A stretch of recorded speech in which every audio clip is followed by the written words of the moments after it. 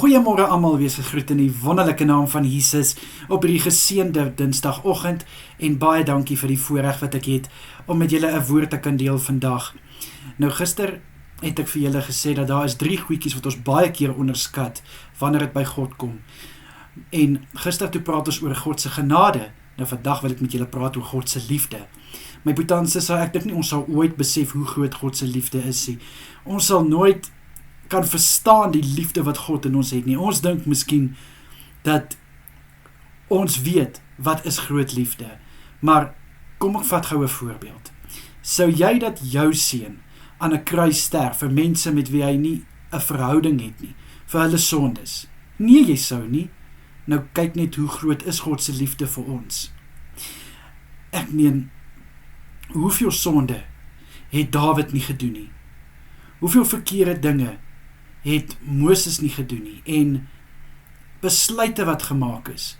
Saggeus het geld gesteel, en Jesus het gesê, ek moet vandag by jou ingaan. Nou as jy nie lief is vir iemand nie, hoekom gaan jy die moeite doen om by hom aan huis te gaan?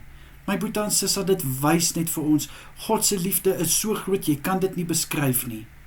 En wat kan ons doen om deel van daai liefde te wees? Om met God 'n verhouding te hê, om te leef volgens sy wil, en om vir God lief te wees. Sal ons ooit vir God so kan lief wees soos God vir ons? Ek twyfel, maar ek weet, ons sal vir God baie lief kan wees. Deur ons aksies, deur ons woorde, en deur die vrug wat ons dra, kan ons vir God baie, baie lief wees. En dis rarig, ek is seker julle gaan saam met my stem, dit is 'n absolute voorreg, om te kan sê, ek is 'n kind van Jesus, 'n God, wat my so lief het, ons onbeskryfbare liefde, liefde wat in niks gemeet kan word nie. God se liefde is meer as die liefde wat in 1 Korintiërs 13 beskryf word. God se liefde is natuurlik hierdie bekende vers, wat ek dink ons almal het op ons fone, op ons yskaste, Johannes 3 vers 16.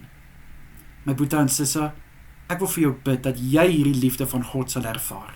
Here, ek bid vir my broer en suster, Here, mag hulle ook deel wees van hierdie ongelooflike, onbeskryfbare liefde van Jesus Christus. Dankie dat U vir hulle ook lief het.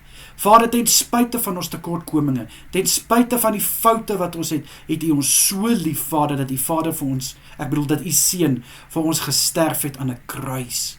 Dankie, Here, in Jesus Christus naam. Amen en amen. My broer en suster, julle moet 'n wonderlike dag verder hê. Kyk mooi na julleself. Tot môre. Totsiens julle.